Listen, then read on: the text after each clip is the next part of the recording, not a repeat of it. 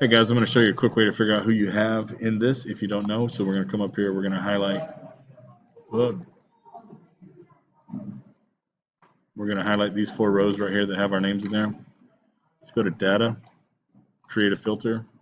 It's going to kick up this emblem right here. So now I can choose this emblem, clear all. I scroll down to my name, boom, there we go. These are all the Smith kids that I have during first period, during A1.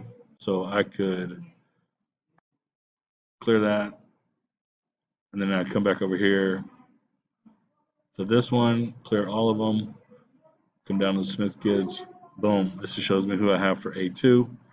And you could do the same thing if you want to do the whole grades.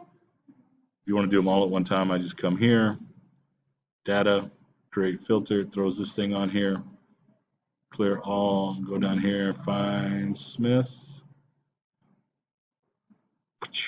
There's the 4 that I got. Okay, so, and in this case, I have 2 Smiths. They put my name in 2 different ways, so I need to make sure I get both of them.